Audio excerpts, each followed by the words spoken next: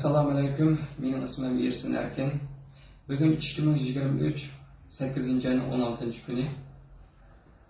Ben bu videonu işleshim Erkin Asiya Radiosu'nun Uyghur Tili bölümünün muhbiri Ekrem Efendim'nin ben to'g'riliq ishlagan bir videosi qarshi bayonot bermoqchi.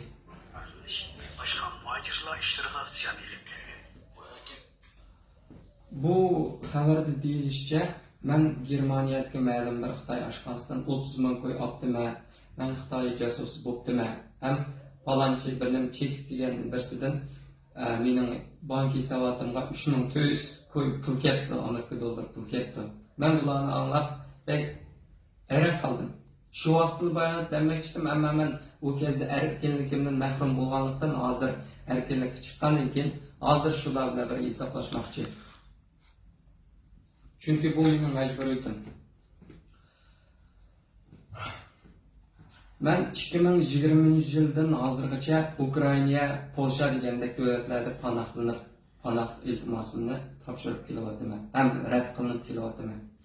Bu yil 2 ayning 9dan tortib hozirgacha 8 ayning 7sigacha men Polshada qamoqxonada bo'ldim. Sabab men bu Polshadan başka Germaniya, Gollandiya degandek davlatlar qich shu davlatlar panohga iltimos qilganligim, Dublin qonuniga xiloflik qilganligim uchun men Polshada 6 ay qamoqxonada yotdim. Ham o'sha panoh iltimosimning eng oxirgi nemisning qarorini kutdim. 4. ayının 20. günü 1. intervyu oldu, 6. ayının 6. günü 2. intervyu, 8. ayının 1. mening panoh iltimosini rad qildi. Ama 8. ayının 7. günü meni erkinlik qo'yib berdi. Polshada agar siz Dublin qonuniga xiloflik qilsangiz ya Belorussiyadan qonunsiz kirsangiz Polshaga 6 ay yotsiz normal ahvolda. Agar josus bo'lsangiz, agar burun bir o'zingizning davlatida qonun xiloflik ishlaringiz bo'lsa ya boshqacha Polshaning ya har qanday bir davlat amanligiga tahdid olib kelsangiz sizni ya chiqarmaydi qamoqxonadan ya o'zingizning davlatingiz qaytirdi. Bu Wang Jinyu degan kim deganda bu 2 yildan beri men bilan shaxsiy adovati bor bir odam. Xitoy vatandaşı Gollandiyada yaşayotgan. Bu efendim meni 2 yildan beri qarlamagan nemis qanmadi. 2 yildan oldida meni aldamchi dedi. Tayvandagi bir shaxsiy matbuotga meni aldamchi deb chiqadi. Bu kezda Erkin Asiya radiosini izladi. Bu aldamchi deb. Ammo ular unda shaxsiy adovatni yozmaydi ekan. Bu yil meni u Xitoyning jasusi deb O'sha Xitoyning jasusi degan qalpoqni kiygizib, shu Germaniya matbuotlariga meni yozg'izdi. Balkim u odatdagi odamlarni oldiy oladigandir. Balkim u matbuotlarni oldiy oladigandir. Ammo biror davlatning istixborotini ular oldiy olmaydi. Nima uchun Germaniyaning istixboroti meni Europolga ya Interpolga bermaydi? Nima uchun Polsha meni qo'yib berdi? Nima uchun meni Polsha meni 2 ayda meni Xitoyga qaytarish qarorni ip bo'lgan. Ham 3 yillik meni qartizini kirgizib nem qilgan. Ammo men bu davlatni panohlandim, ham o'zimning Xitoyga qaytarilsam o'lim xavfi bor ekanligimni dedim ularga intervyularda. Ular Polshaning istixboroti ko'chmanlar idarasi meni tekshirdi. Ham shu to'g'riliq, shu matbuot to'g'riliq 4 soat mendan intervyu oldi. Shu to'g'riliq tushuncha berdi mendan.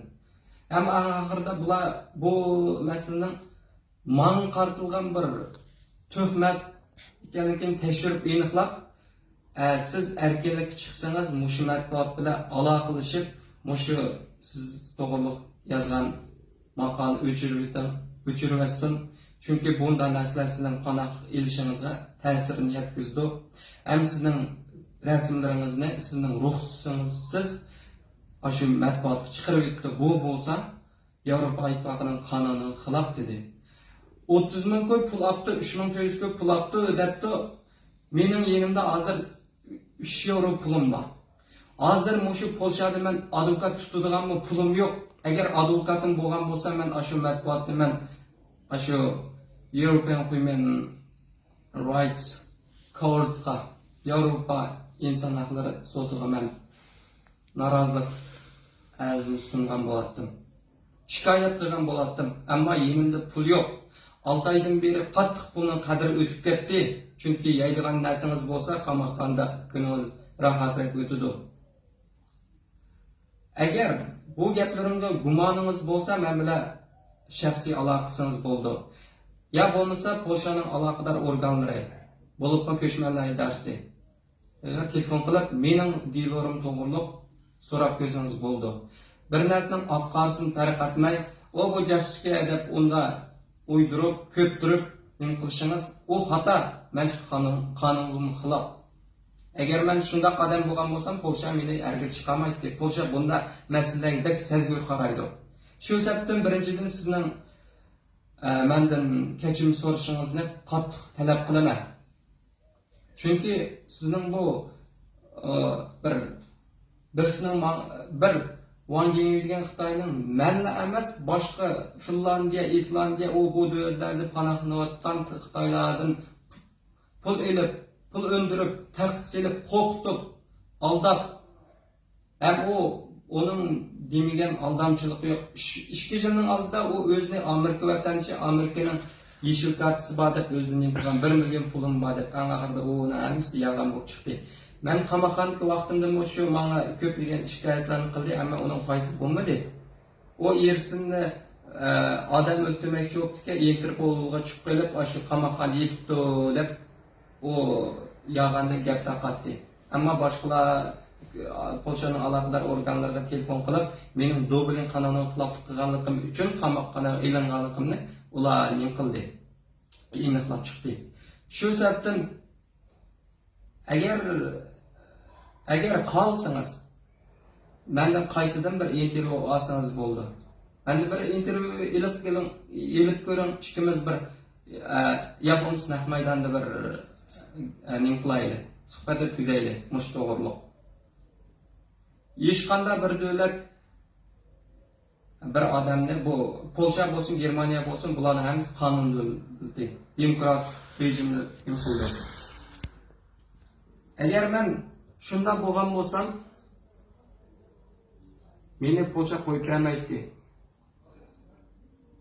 Shu sababdan sizning mendan kechirim so'rashingizni talab qilaman. Siz mening pasportimni ham o'zimning bir rasmini mening ruxsatimsiz o'zingizning medialaringizga ham YouTube kanallaringizga selibsiz. Bu bo'lsa Yevropa Ittifoqining qonuniga xilof. Ko'p rahmat sizga. Sözüm ortib ketgan bo'lsa, sizdan kechirim so'rayman. Rahmat.